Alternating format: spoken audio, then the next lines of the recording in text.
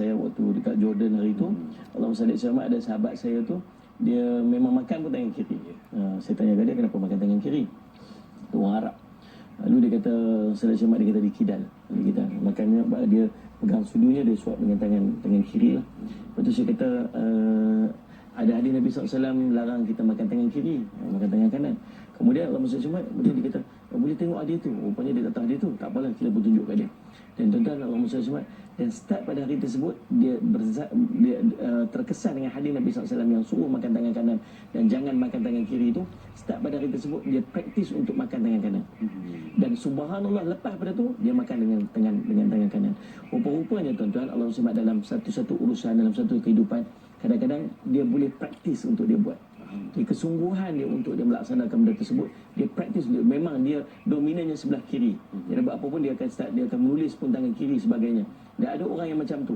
Tapi dalam urusan-urusan, di antara urusan yang Nabi tulis, Nabi SAW tak pernah sebut tentang tulis dengan tangan kanan. Tak. Boleh saja tulis dengan kiri. Nak buat kerja, boleh je guna tangan kiri sebab dia dominan tangan kiri. Tetapi dalam urusan-urusan yang Nabi SAW sebut tentang mulakan sebelah kanan, dia mula untuk dengan sebelah kanan. Tak ada masalah, insyaAllah, biiznillah. Kalau dia praktis untuk dia start makan dengan tangan kanan, insyaAllah, biiznillah, yakin bahawa Allah akan mempermudahkan untuknya. Bila dia nak ikut kepada perintah Nabi SAW, maka dia akan akan belajar untuk, dan akhirnya dia akan dapat perfection. Bukan perfect lah, tapi dia akan mampu untuk handle dengan tangan kanan. Tetapi dalam usaha-usaha yang lain, dia boleh buat je untuk mula dengan tangan kanan. Kan sebagai contoh, nak pakai pakaian, boleh je pakai tangan kanan. Nak memulakan perjalanan, boleh je mula kaki kiri. Nak bergerak, nak pakai kasut sebagainya. Semua usaha-usaha yang lain itu tak memerlukan kepada perkara yang dominan tersebut. Maka perkara yang antaranya melibatkan kepada makan dan minum tu lebih sesuai untuk dia praktis, supaya dia lama-lama dia familiar dengan menggunakan tangan kanan itu. Dan akhirnya betul, sahabat saya tu sampai sekarang dia makan dengan menggunakan tangan kanan. Alhamdulillah. Betul. Allah sekalian, Allah di antara perkara yang Nabi SAW biasa buat dan Nabi SAW suruh para sahabat buat ialah untuk makan secara berjemaah. Makan secara berjemaah. Nabi SAW sebut, sahabat tanya macam mana cara Nabi SAW makan. Nabi SAW tak makan dalam bekas macam ni, macam kita. Nabi SAW biasa makan dalam satu, kemudian dia letak saprah, dia letak lapik tu, Nabi SAW makan begitu. Dan Nabi SAW, seorang sahabat tanya, Rasulullah, kenapa kami makan tapi kami tak rasa kenyang? Nabi SAW tanya dekat dia, apakah kamu makan bersendirian? Dia kata, ya. Kemudian Nabi SAW suruh makanlah secara berjemaah dan sebutlah nama Allah, kerana di sana ada keberkatan. Maka ada keberkatan pada kita makan secara berjemaah. Tapi ingat, berjemaah ini dua maksud. Yang pertama, berjemaah dengan maksud makan dalam satu plate yang sama, macam diamalkan oleh Nabi SAW. Makan dalam satu bekas, satu pinggan. Letak semua makanan kat situ, kemudian bekat-bekat makan seorang sikit. Itu salah satunya. Dan salah satu lagi disebutkan ulama' bahawa makan berjemaah tak semestinya makan satu plate, tetapi makan pinggan masing-masing, tetapi makan beramai-ramai. Itu pun disebut sebagai makan berjemaah juga. Dan makan macam tu pun memperoleh keberkatan. Buatlah apa saja benda-benda kebaikan yang tuan-tuan boleh buat. Allahumma salli ala sayyidina Muhammad. Namun jangan pula kita berbangga-bangga dengan kebaikan-kebaikan yang kita buat kepada orang ramai. Namun nak tunjuk kebaikan boleh jadi dengan dua perkara. Yang pertama, dia tunjuk sebab dia nak tunjuk contoh supaya orang lain pun ikut dia.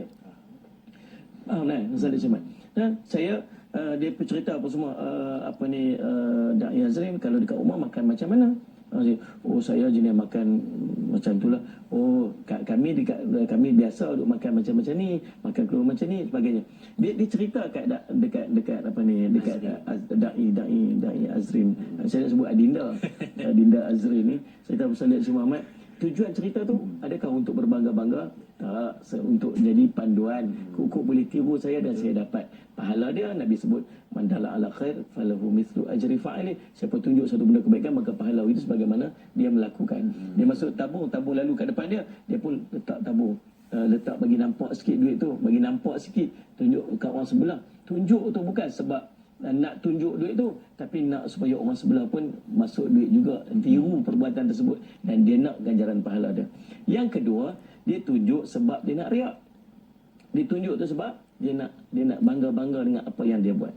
Walaupun benda tu benda kebaikan, tetapi disebabkan dia membangga-bangga, dia nak tunjuk dekat orang, dia mengharapkan appreciation, penghargaan manusia dekat dia, dia nak apa sebagainya, maka di sana subhanallah dia terpadam pahala-pahala amal dia. Bukan terpadam, Allah tak kurniakan pahala kepada amalan tersebut disebabkan riak tersebut, dia syirik khafi ataupun syirik yang tersembunyi ataupun syirik asghar.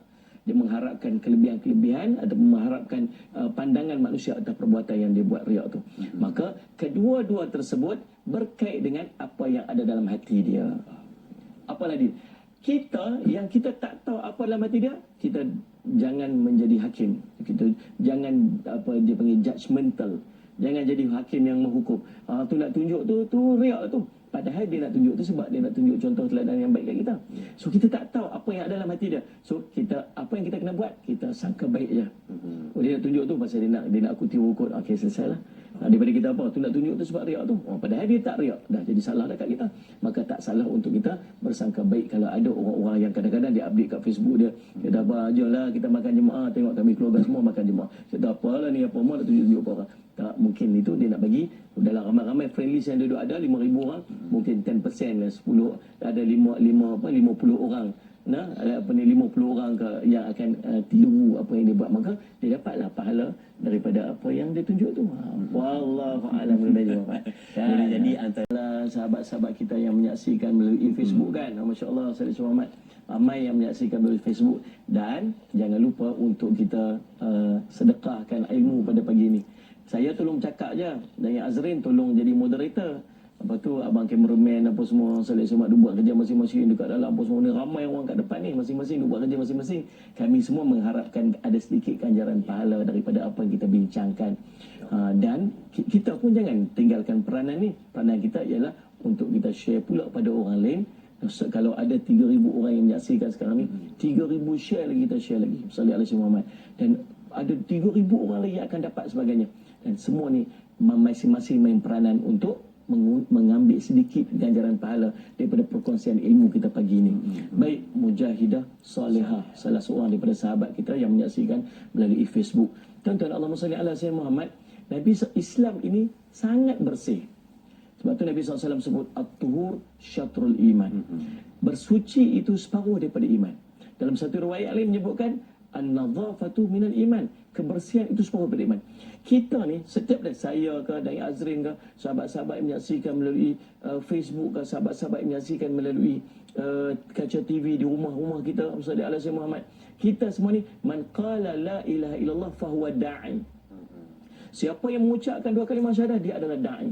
Da'i apa? Da'i untuk mengajak manusia kembali kepada agama. Bukan da'i Azrin seorangnya. Kita semua da'i, saya pun da'i juga, tuan-tuan semua da'i. Kita ada tugas kita. Tugas kita ialah untuk ajak orang kembali kepada agama. Dan kalau kita nak jual produk Islam ni, kita mestilah sesuaikan kita dengan produk tersebut. Ni kalau dia jual produk tu, dia pergi jual, oh main-main ni, saya jual ubat jerawat ni, pakai 3 hari hilang, garanti hilang jerawat. Kita tengok muka dia dengan jerawat batu, jerawat kayu, jerawat tembaga, jerawat besi, semua ada kat muka.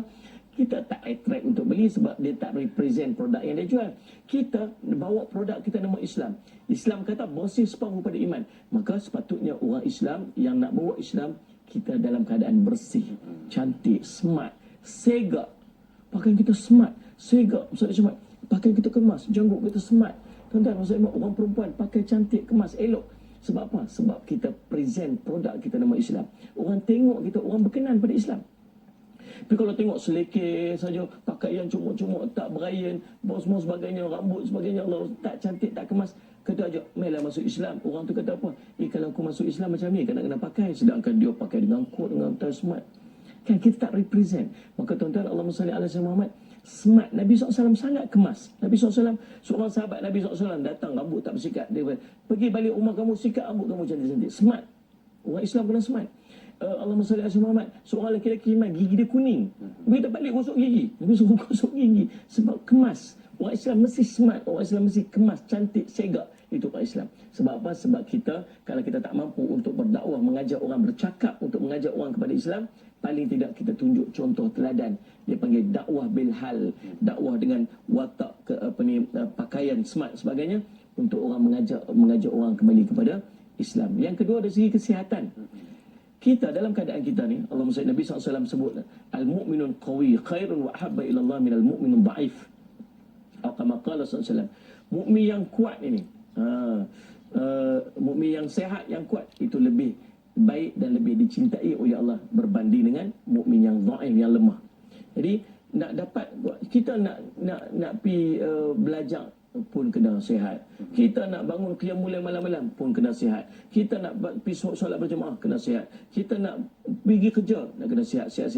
Maka dalam kehidupan Rasulullah, Nabi SAW ajar kepada panduan untuk sihat. Di antaranya ialah Nabi SAW tak banyak makan. Nabi SAW makan sekadar perlu. Saya sebut Nabi makannya sikit-sikit, kita sikit-sikit makan. Nabi kurang tidur, Nabi tidurnya sikit-sikit, kita sikit-sikit tidur. Ni sampai dengar kuliah ni pun tidur lagi ni. Habis dah, astagfirullah. Ini kata astagfirullah. Tuan-tuan saya semua, tuan-tuan, ada panduan dalam keadaan Nabi SAW menjalani kehidupannya supaya tubuh badan Nabi SAW sihat. Nabi SAW anjurkan kepada kita untuk beriadah. Nabi SAW berkuda. Nabi SAW suruh kita berenang. Nabi SAW ajar memanah. Nabi SAW biasa berlari. Nabi SAW bergusti pun pernah. Gusti, subhanallah, selamat. Tuan-tuan, ini riadah yang Nabi SAW buat. Subhanallah. Untuk membina tubuh, untuk menjadikan tubuh badan yang sihat. Orang Islam kena sihat, orang Islam kena bersih, orang Islam kena kuat. Tuan-tuan, jangan jadi fitnah balik pada Islam. Ada seorang itu rumah dia kotor, tuan-tuan. Saya duk sebut, kita ni, orang-orang yang duduk sekeliling kita ni, nanti dia akan soal kita. Ya Allah, pasal apa dia ni duduk jiran sebelah rumah saya? Dulu dia pergi ulang-alik ke masjid tapi tak pernah ajak saya untuk Islam. Dia tahu Islam tu baik tapi dia tak pernah ajak saya untuk Islam. Saya takut nanti kawan-kawan kita kat pejabat, kawan-kawan kita yang belum Islam sebagainya, persoal benda ni di hadapan Allah SWT. Kita tak ada jawapannya. Lalu dia pun takut. Dia tanya kat saya, Ustaz, jiran sebelah rumah saya tu bukan Islam. Dia macam mana nanti saya nak kena ajak dia ke? Saya tengok dekat rumah dia. Rumah jiran sebelah rumah dia, cantik rumah. Rumput cantik, trim, lawa, ada water fountain cantik, hijau. Rumah dia sebelah sini, rumput dia masuk rumah sebelah tu. Dengan tek kucingnya, apa, bau busuk apa sebagainya. Subhanallah, saya kata, kalau kita tak mampu untuk bercakap pun, tapi paling tidak tunjukkan rumah kita ni cantik supaya dia tak ofensif dengan Islam. Dia tak rasa macam Islam itu kotor. Dia kata, aku nak masuk Islam, tengok orang Islam sebelah rumah aku ni, subhanallah, rumputnya tak terjaga dengan kucingnya apa sebagainya. Ada hari tu orang bukan ada, waktu kita pergi dakwah pada orang asli, dia kata apa, otomatik masuk Islam. Ni dia apa, dia jawab, dia kata apa, saya bukan tak mau masuk Islam, dia kata, tapi yang curi getah saya tu orang Islam, yang curi lembu saya tu orang Islam, yang pergi curi apa kelapa sawit saya orang Islam. Jadi saya kata, macam mana saya masuk Islam kalau panggil orang Islam macam ni? Kalau kita tak mampu untuk ajak orang kepada Islam, jangan jadi fitnah balik kepada orang Islam. Jangan jadi fitnah balik kepada Islam.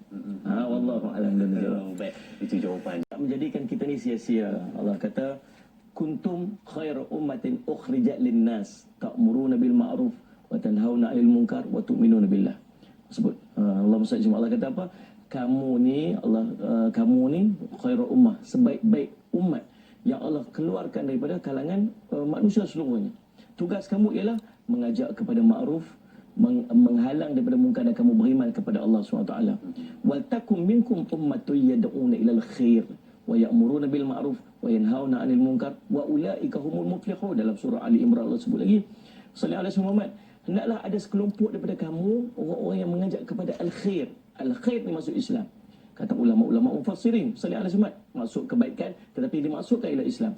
Tugas kamu ialah mengajak orang kepada kebaikan, menghalang orang kemaksiatan, dan wa ulaika humul muflihun. Inilah sahaja orang-orang yang akan mendapat kejayaan.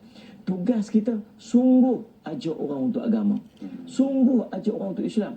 Tuan-tuan, subhanallah, apa yang Nabi SAW buat? Nabi SAW mengeluarkan orang-orang daripada minadh dhulumat ila nur, daripada kegelapan kekufuran kepada cahaya Islam. Dan subhanallah, dengan apa yang usaha Nabi SAW buat tu, akhirnya Islam berkembang sampailah kepada kita dekat sini ni. Tetapi bila sampai dekat kita, dah tak berkembang lagi, sebab kita meninggalkan satu sunnah Nabi SAW, mengajak orang kepada Islam. Kita sibuk mengajak orang mengislahkan diri. Ni macam kita duk buat ni. Saya yakin yang tengok majoriti kita ni ialah orang-orang Islam. Kita hanya nak mengubah, memperelokkan diri kita saja supaya kita jadi lebih baik. Tetapi macam mana dengan orang-orang yang bukan Islam, yang belum Islam? Siapa yang nak ajak dia untuk kembali kepada Islam? Kita tahu Islam ni betul. Kita nak masuk syurga Allah SWT. Tuan-tuan, sahabat-sahabat kita yang belum Islam, kadang-kadang dia baik dengan kita. Dia subhanallah, bila kita susah, dia tolong kita. Duduk dekat pejabat, kadang-kadang kita tak sempat nak ambil anak kita kat sekolah, dia tolong pergi ambil anak kita kat sekolah. Tak sempat beli makan, dia belanja kita. Waktu kita susah, dia bagi dekat kita bantuan dalam bentuk kewangan dan sebagainya. Tetapi kita tahu Islam kita yang kita bawa ni betul, kita nak masuk syurga. Dia subhanallah tuan-tuan, dia tak tahu dan kita tak bagi tahu dekat dia. Saya takut pergi depan Allah, dia boleh kata dekat kita, pasal apa kamu tak bagi tahu dekat saya? Ya Allah, dulu dekat dunia dulu, Allahumma salli ala Muhammad. Ya Allah, hari ini kami kena masuk neraka. Sebab apa? Sebab kami tak masuk Islam. Kawan saya ni dia Islam, dia baik dengan saya, tapi dia tak bagi tahu dekat saya. Dia boleh tunjuk dekat kita, tergamak kamu. Kita nak jawab apa depan Allah? Maka tuan-tuan, Allahumma salli ala Muhammad, tak tanggungjawab kita ialah untuk menyampaikan. Sampaikan. Macam mana nak sampai? Ini mengikut kepada kebijaksanaan masing-masing. Biar kita ada satu jawapan je depan Allah. Aku dah ajak dah, aku dah sebut dah dulu. Nabi nak dia ikut tak ikut itu bukan urusan kita. Itu urusan Allah. Allah yang memberikan hidayah. Tapi kalau Allah tanya, kita ada jawapan dia. Nabi Nuh AS berdakwah 950 tahun. Yang ikut Nabi Nuh hanya 80, 70, 80 orang je. Allah tanya tak berapa orang ikut kamu wahai Nuh? Tak. Allah tanya hal balighta ya Nuh. Kamu sampai tak Nuh? Dah, aku dah sampai dah. Selesai dah tugas Nabi Nuh AS. Tugas kita ialah menyampaikan. Maka macam mana cara nak menyampaikan? Allah sebut bil hikmah. Bila hikmah ni dengan cara yang sesuai. Kadang-kadang dia tu dengan kadang-kadang dia tak mampu untuk dengar secara direct. Mungkin kita boleh guna saluran-saluran yang lain, channel-channel yang lain untuk kita berikan maklumat itu kepada dia. Usahalah apa saja jalan supaya dia dapat maklumat tersebut. Dan kalau Allah tanya, dah aku ada jawapan dah. Paling tidak. Dan paling tidak pun kalau tak mampu nak bercakap, tak mampu nak apa sebagainya, paling tidak kita tunjuk contoh teladan yang baik. Akhlak kita, akhlak baik. Allahumma salli ala Muhammad. Ada satu kes di US satu ketika dulu, selepas peristiwa 9/11. Waktu tu semua orang duk cakap tentang Islami jahat, Islami teroris, Islami tak baik sebagainya. Subhanallah. Tiba-tiba seorang sahabat dia, jiran sebelah rumah dia, pergi jumpa dekat dia. Dia ni orang Islam.